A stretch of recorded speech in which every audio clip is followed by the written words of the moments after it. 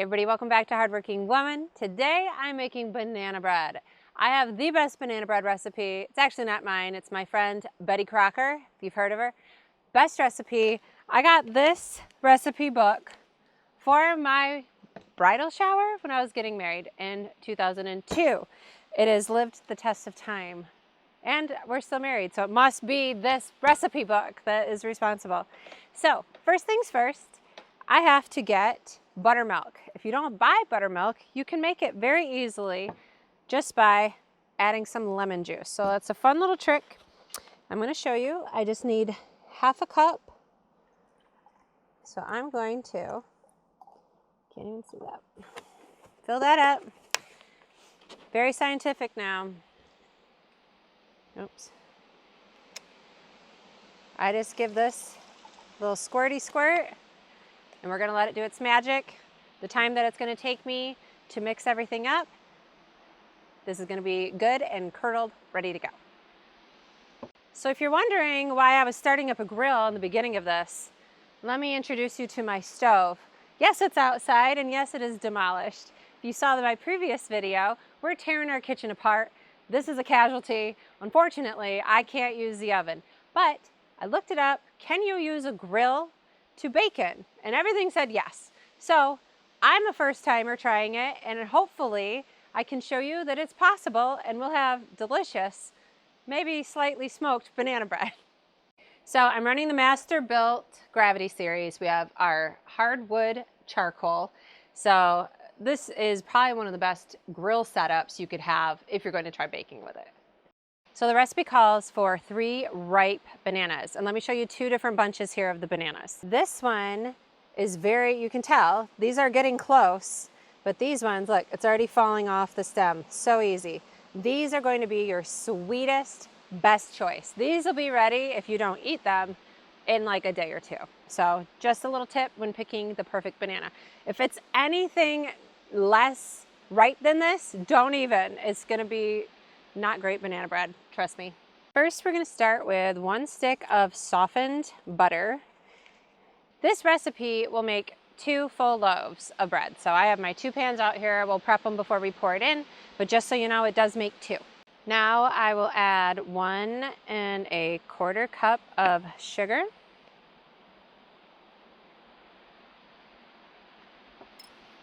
We're gonna wanna mix this up. This is why it's important for your butter to be soft. Otherwise, good luck. Really need to get it incorporated with the sugar before we add our next ingredients. Next, we're gonna add 2 large eggs.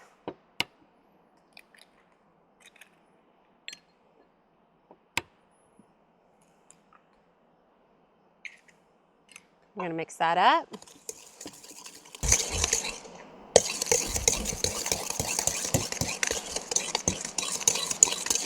Now we need to add our bananas, but we need to mash them first. This is how I've done it for 20-something years, so it must be right.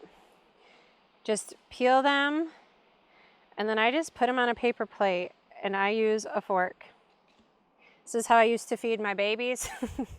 When we added solids, they love bananas mashed like this. They're nice and sweet and good for you. So this is just my tried and true method of mashing the bananas. Works if you have a fork with long, skinny tines, not a fatty.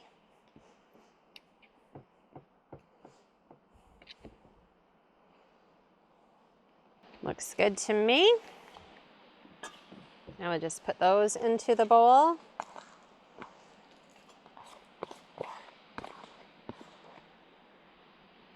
Next, we add a teaspoon of vanilla, and this is my homemade vanilla I made last November. I love trying new things, and making homemade vanilla was on the things I wanted to try.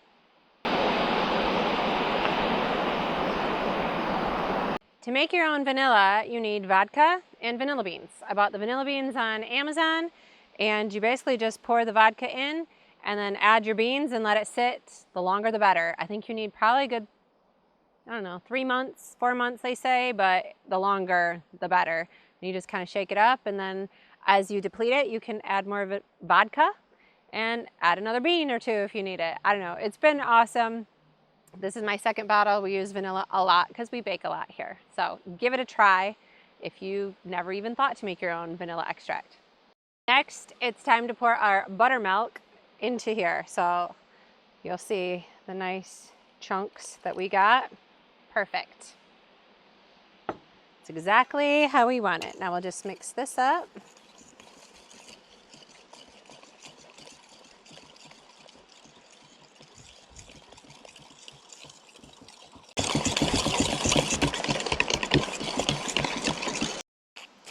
Now we need a teaspoon of baking soda and a teaspoon of salt.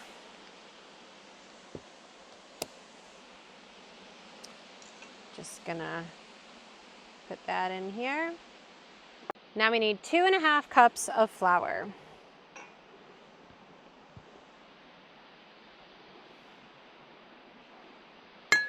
Now we just stir this all up, and then we'll prepare our pans for baking. You just want to stir it till it's moistened, till the flour is incorporated. We don't want to go crazy and continue stirring after. You don't want a tough bread. To prepare the pans, we just spray some nonstick spray, or you could do butter on the bottom. Bottom only, it says. Sometimes I'll take a piece of parchment paper and lay that in here, so then when it's done, you can pick it out. But I'm all out of parchment paper, so this will work just fine. Now we evenly divide up our batter into the pans.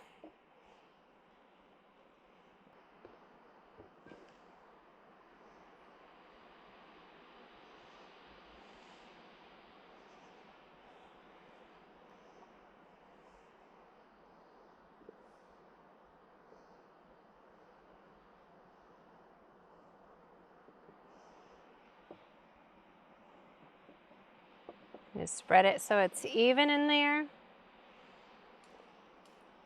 And you kind of just eyeball to make sure that they look like there's an equal amount of dough in each pan.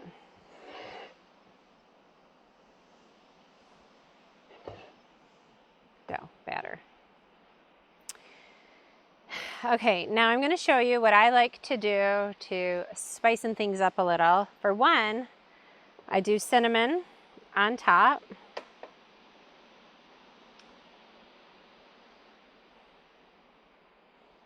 And then I like to do some blueberries in one of them. So I just kind of dump them in and then mix it up. So it's a little messy, it's okay.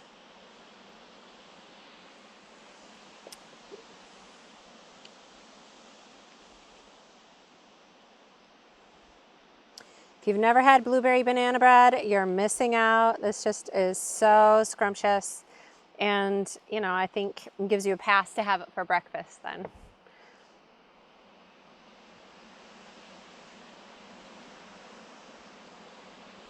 Okay, so it should look like that. And now, the very best part that people all too often miss out on, or what may make my banana bread better than others you've had, is this brown sugar I sprinkle on the top.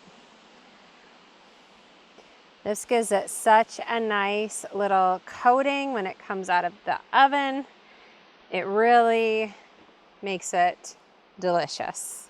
So if you do anything, do this brown sugar on top.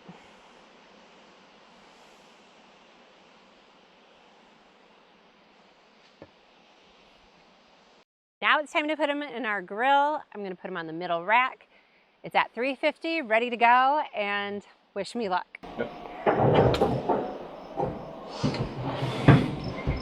Okay, now that needs to cook for about an hour to an hour and 15, but I'm going to check on it at 50 minutes because nobody wants a dry, overdone banana bread. All right, now the test. Ooh, it looks good. Got to use a toothpick here. Let's put it right in the center. Pulls out clean. Let's check the blueberry one. She's clean, guys. It's ready. Well, in an unfortunate turn of events, my white baking dishes now look peach. Well, let's set it out here. That smells so good. See, come in close here and check out, just look at this blueberry one. You can't tell me that these don't both look absolutely delectable. I can't wait. We gotta let it cool down. Usually I let them cool down about 20 minutes in the pan, and then I will take them out and put them on a wire rack to let them finish cooling. So I know a lot of women are very intimidated, myself included, from running chainsaws. I never grew up running chainsaws. Nobody ever showed me how to run one. It's only been in the recent couple of years that I've even been around them regularly with Heath. So I didn't have the first clue on how to start one of these. All I ever saw was Heath and anybody on YouTube. They grab it and they do this. It does not work for me. I just look like a fool flopping this around, and I can't do it that way. So I have to step on it and pull. Works for me, but that usually Heath has it warmed up for me. But today I'm going to start it from cold. So I'm just going to show you, if you don't know, how to start a chainsaw from being cold and just sitting around. All right, so first we're going to flip our lever on. Then I'm going to pull this out, which is the choke. I'm going to push in this decompression button. Not a lot of guys you'll see push that in. They may not need to for their saws. This one's been ported, which means it has more compression, and in order for me to be able to start it easier, I push that in so it takes away some of that, so it's easier to pull for me. So this is how I do it. I set it down, put my boot in the handle here, hold on so it doesn't go flying, and then I'm going to pull.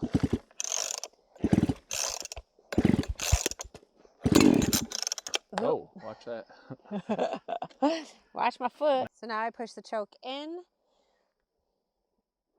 and do that again.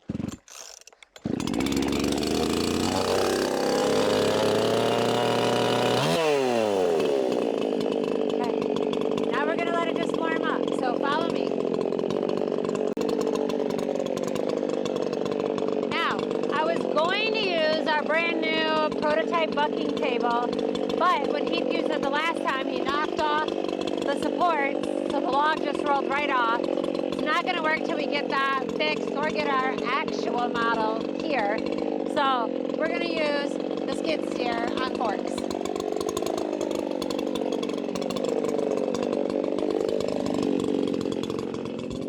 Now this ported saw especially is loud as a mother, so make sure you wear hearing protection. Mine are especially fitted for my ears. Love them. Eye protection, always. Won't do that just yet, but here's my chaps. Make sure you wear chaps too.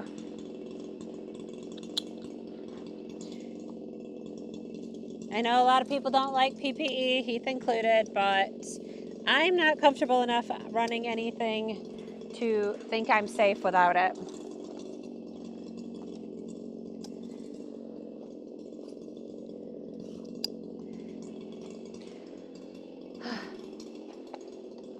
All right, let's go mark our log up, my stick and my chalk.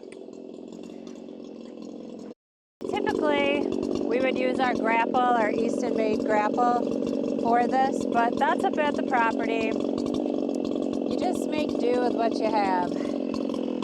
These forks will work fine. I'm gonna cut on this end, and then I'm gonna go cut on that end to try to keep it balanced so it doesn't fall on me, hopefully. That's the plan.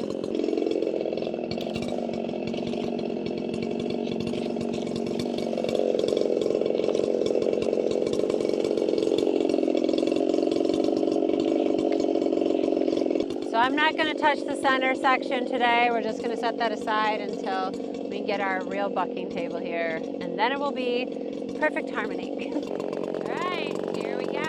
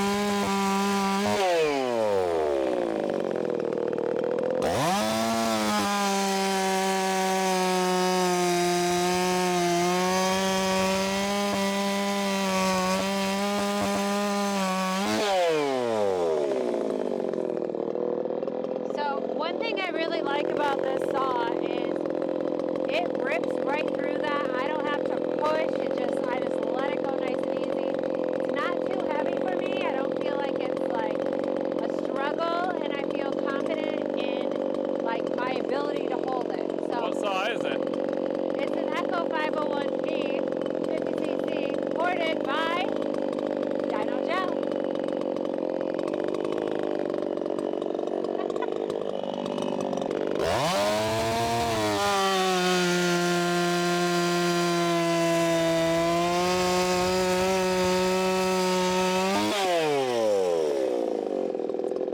So girls and boys, it's not that hard. It's actually pretty fun. I encourage you to try it someday if you have the chance. So that saw is really nice and easy to run, and Heath just ordered from sawsuppliers.com. The Husqvarna has a brand new 564 that they're coming out with. You can pre-order it now. They claim it's the body of a 50cc with the power of a 70cc. So it should be nice and easy for me to run. And if you want one, use code HWM10, save you 10% plus free shipping. You can get that saw right now. It's right around $1,000. So I don't know how much you pay for your 500 eyes, guys, but $1,000 seems like a pretty good deal for a saw if you ask me. So link in the description, sawsuppliers.com.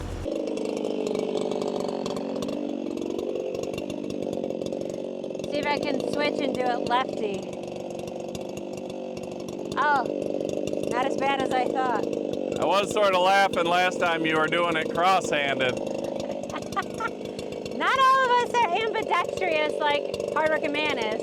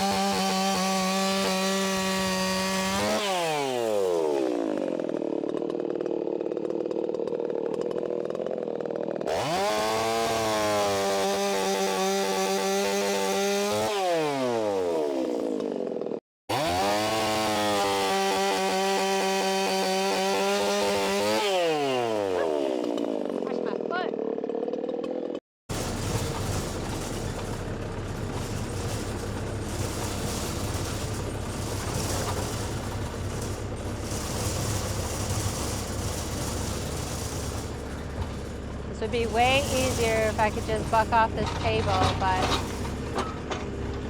we'll get there.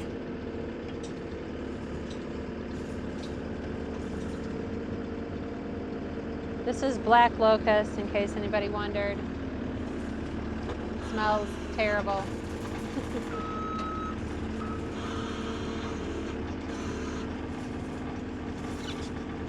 Uh-oh.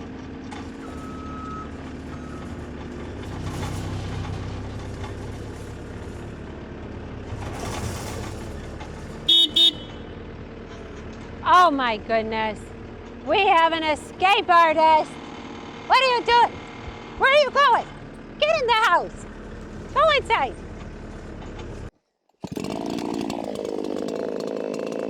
Like an expert. I'm so good now.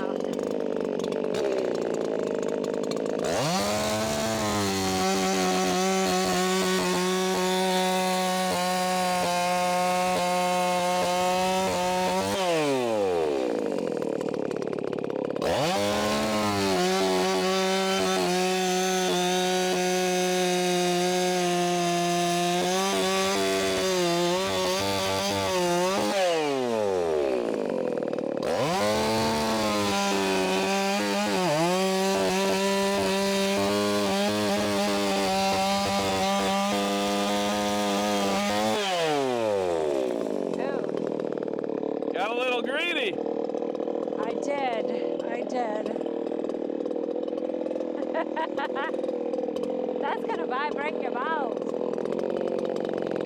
I got some good counterweight here.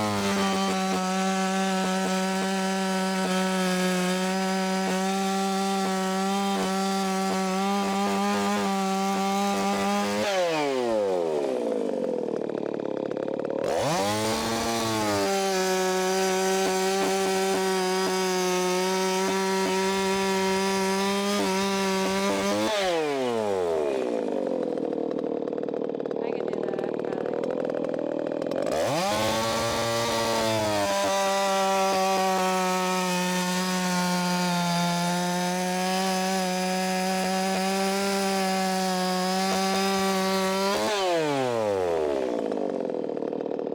This way?